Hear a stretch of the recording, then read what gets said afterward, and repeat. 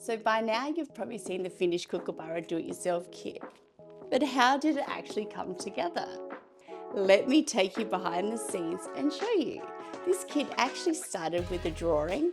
I began by designing the Kookaburra.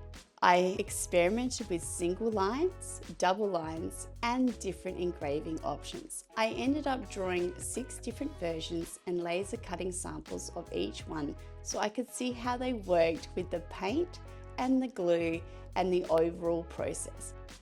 As I tested them, I started refining the design.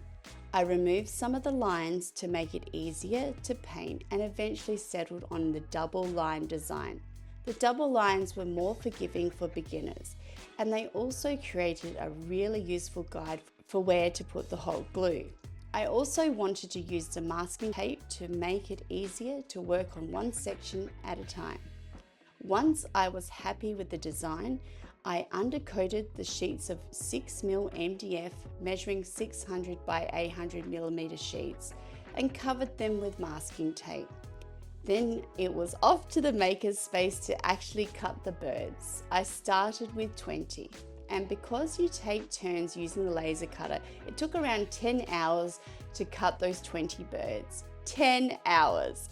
Slowly but surely, the pieces started coming together. Then came the paints. I custom mixed 10 different colors for the kids and used a pipette to fill each little paint pot. And I'm going to be honest, at this point, I was seriously questioning some of my life choices. It took way longer than I had expected. Each kit has 10 little pots of paint, and with 20 kits, that meant filling 200 pots. It took more than 5 hours just to mix and fill all the paint. And once they were filled, I hand stuck the labels onto every single color. No robot automation here.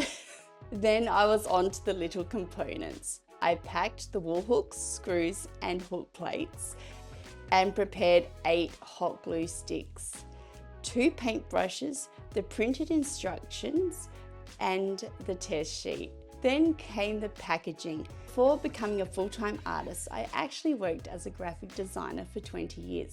So this was one part of the process I was very familiar with. I designed the packaging in InDesign, making sure everything from the instructions and the contents to the QR code and branding all worked together.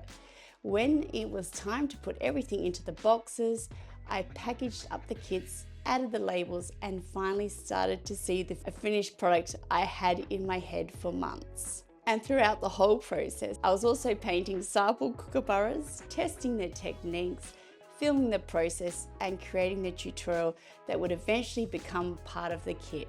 Looking back, it was way more work than I ever had imagined, but I think that's one of the things I've learned throughout this whole process. When you're creating something completely from scratch, there are so many things you don't know until you actually do them. Product development takes time, learning new processes takes time, and sometimes you have to figure things out as you go. But that's also the exciting part of making something new. You start with an idea and slowly, piece by piece, you turn it into something real. I've hoped you've enjoyed watching the behind the scenes of how the kit became into reality. And the next video, I'm going to break all the rules and not follow any of them, and we'll see what happens next.